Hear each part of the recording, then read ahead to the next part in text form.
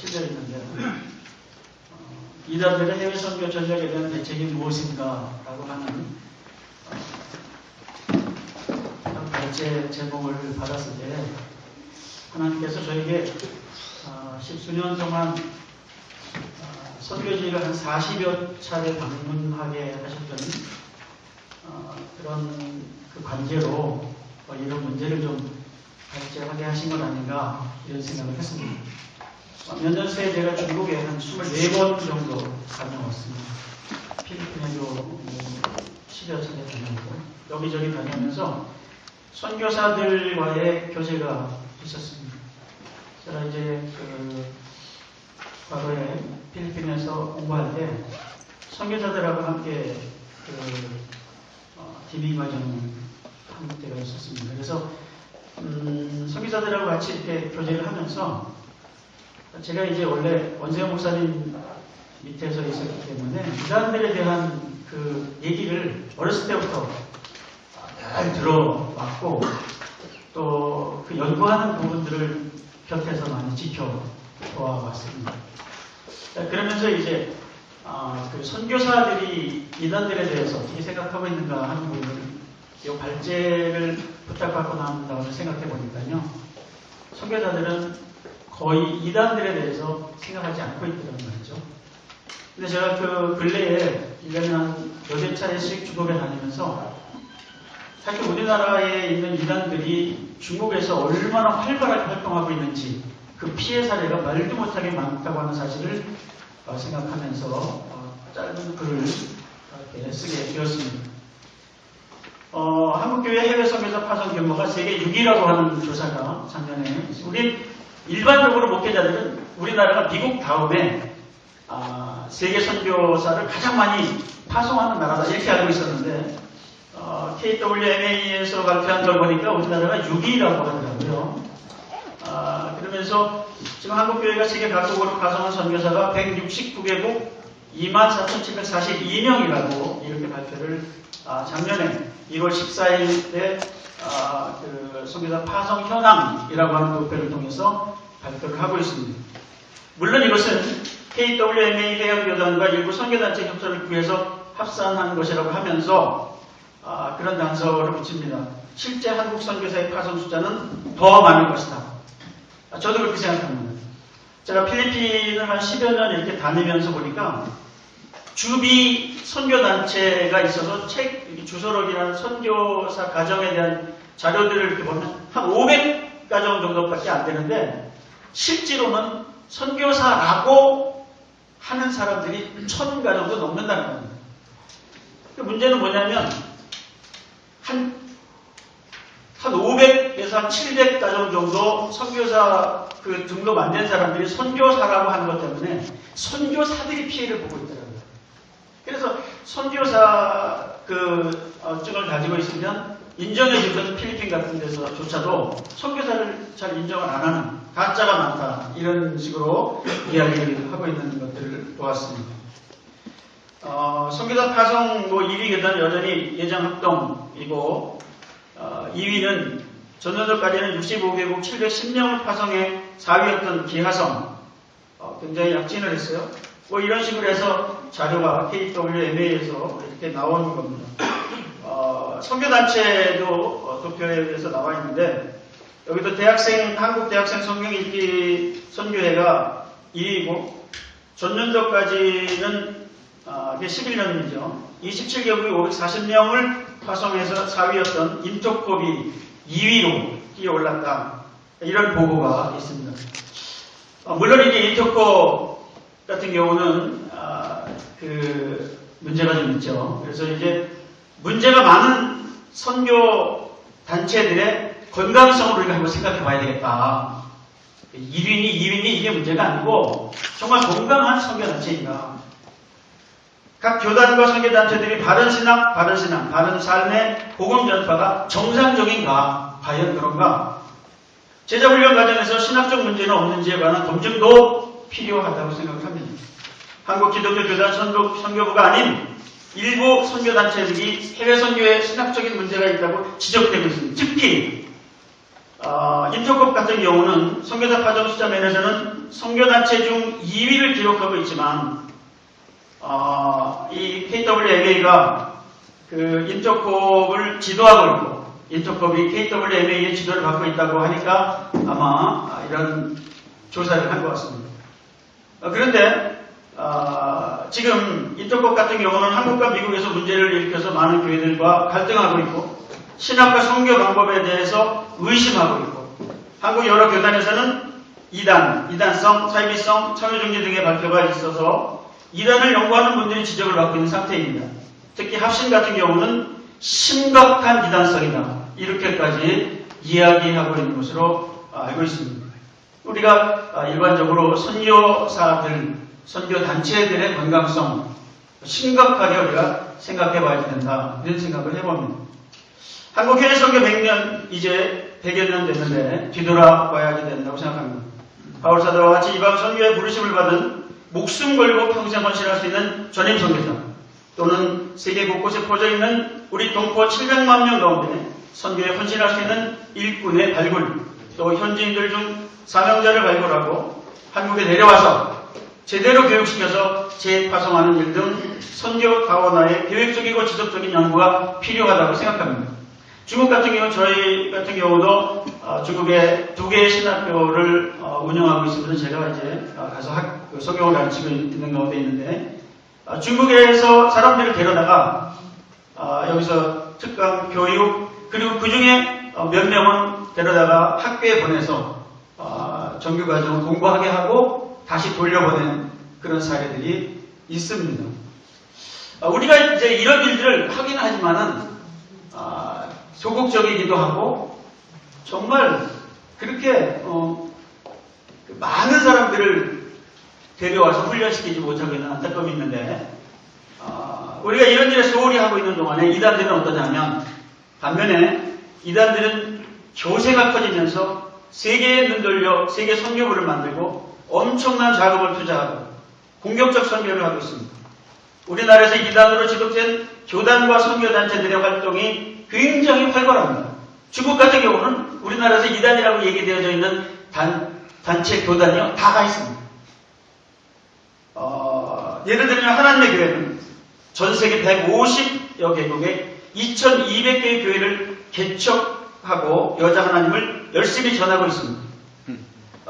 인터넷에 보니까 설립 50주년을 맞이해서 조선일보 1월 3일에 조선일보에 나오는 걸 보니까 175개국에 2500개 교회 200만 성도라고 광고하고 있습니다.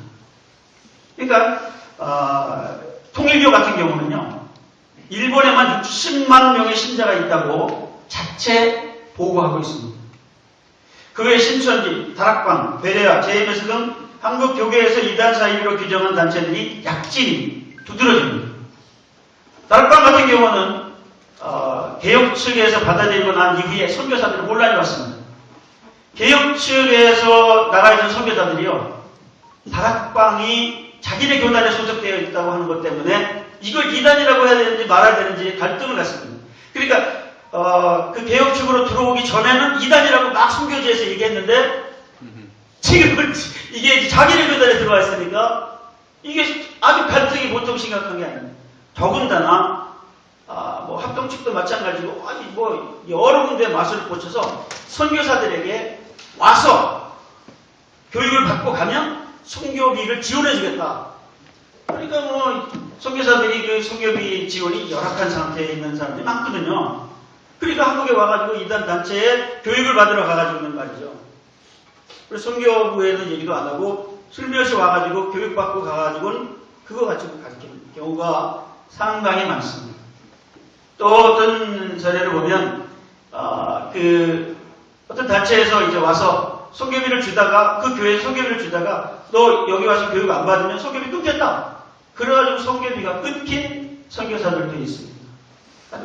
굉장히 심각한 그런 문제들이 있는데 문제는 뭐냐면 한국에서 자생한 이단들이 이제는 전 세계 선교사들을 파송하고 있고요. 이들은 지교회를 세우고 인터넷이나 방송국을 활발하게 운영하고 있습니다.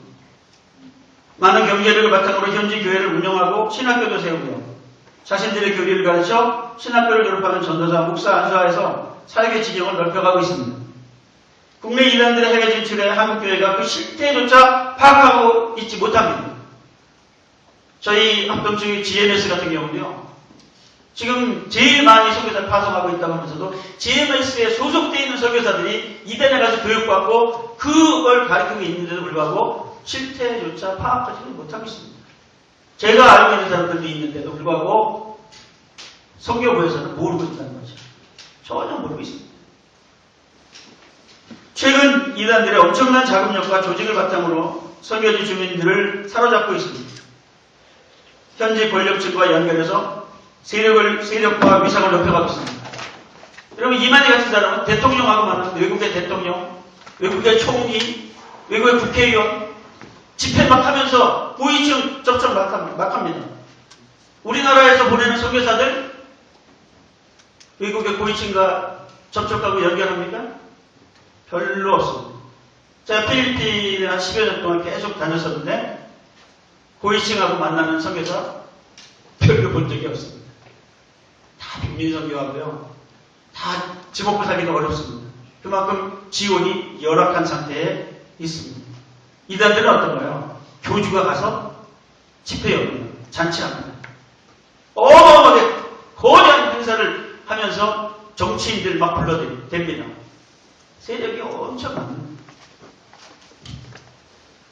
복음의 열정만 가지고 자금 지원도 조직도 약한 우리 선교사들이 현지에서 고전하고 있는 것은 당연하다고 생각합니다. 선교사들과 얘기해보면 한국 이단에 대해서 무지하고 정보도 별로 없는 상태에서 이단에게 일방적으로 피해를 입는 경우가 많습니다. 어렵게 사람들 모아서 교육하고 가르쳐놨는데 이단들이 턱 와가지고 그냥 뺏어가는 겁니다. 속수무책 당하고 있는 거예요. 왜 당하는지 저 사람들이 어떤 건지 그 사람들에게 얘기도 못해줍니다. 왜? 자료가 없기 때문에. 이단에 대한 매뉴얼도 없어요. 오늘 이덕순 목사님 말씀하셨듯이 이단에 대한 매뉴얼을 만들어준 적이 없습니다. 교단법부에서 누가 이단에 대한 설명, 교육 아무것도 없지 않습니까? 선교사들이 그런 교육을 받고 선교지에 온 걸 본 적이 없습니다. 정웅기 목사님 말씀했던 네 번째 항목 전적으로 동의합니다. 자료 나눠줘야 되는데 가끔 우리 이호 목사님도 그런 얘기 하시는데 제가 거기에 대해서는 전적으로 반대하는 바입니다. 수고하고 연구하지 않고 거저 먹으려고 맨날 자료만 달라고 합니다. 거저 주자는 거예요. 많이 퍼뜨리자는 거예요. 자기 연구에서 자기만 갖고 붙들고 있으면 우리 여기 이단 연구하는 분들이 연구해가지고 뭐 써먹으려고 어떻게 하려고요? 자기만 갖고 있는 거야. 자기만 알고 있는 거야. 전 이건 절대로 동의할 수가 없는 겁니다. 아멘. 거저 주자는 거예요. 여러분, 이단들은요, 책, 이렇게 두꺼운 책을요, 전국 교회다 다 뿌리지 않습니까? 무료로. 내가 달라고 안 했는데도 신천지 반증자료 그냥 오고요. 이런 두꺼운 책들이 그냥 막 날라옵니다. 저 책값 낸 적 한 번도 없습니다. 우리 이단 연구하는 사람들, 다행히 요즘 이렇게 카톡을 통해서 우리가 함께 이렇게 나누는 몇몇 사람들이 있습니다. 실시간으로 자료를 서로 나누는데 너무 좋습니다. 이야기할 거리가 생겼고 금방금방 정보들을 이렇게 퍼뜨릴 수가 있습니다. 각계정도 힘 없습니다. 연합해야 힘이 있다고 생각합니다. 홈페이지에 이단자를 올리기 열심히 하고 이단 연구하는 분들이 카페 링크 해가지고 자기 카페에다가 막 이단 연구하는 사람들 카페 다 링크해 놓고 자료들 막 갖다 퍼다가 올려놓고 자기 홈페이지에 사람들 많이 들어오지 않습니까? 그럼 다 링크하면 된다고 생각합니다. 외국에 있는 선교사들 자료 막 퍼서 줘가지고 주변에서 상처받고 또 피해당하고 그런 이단들이 와서 뭐 그냥 활성화되어지고 커가는 그런 것들이 우리가 대처할 수 있는 그런 일들을 해야지 된다 그런 생각을 합니다. 그래서 우리가 선교사들을 보호하고 복음 전파에 최선을 다할 수 있도록 기도할 뿐만 아니라 재정적인 지혜는 필요하죠. 그러나 또 한 가지 이단들에 대한 많은 정보와 자료를 보내주는 일이 기도하고 재정 지원하는 것만큼 중요하다는 거예요. 왜 그러냐면 기도하고 재정 지원해서 지원하는데 이단들이 와가지고 다 뺏어가 버리면 무슨 소용이 있습니까? 근데 그들이 뭐가 잘못했다고 얘기할 수 있는 자료조차 못 가지고 있다고 하면 현지에서는 정말 난감하기 짝이 없습니다. 우리가 이단 대처에 대한 확실한 방안, 성경에서 자신의 진리소의 의지를 가지고 믿음으로 말씀 붙들고 성령 충만하여 구원의 복음을 확실히 가르치고 전파할 때 이단들은 자신의 정체가 드러나고 사역은 위축될 것입니다.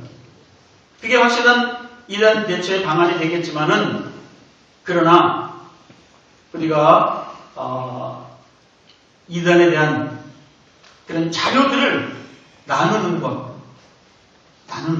저는 사실 이 얘기하면서 그 얘기하고 싶었습니다. 자료를 나눠주자.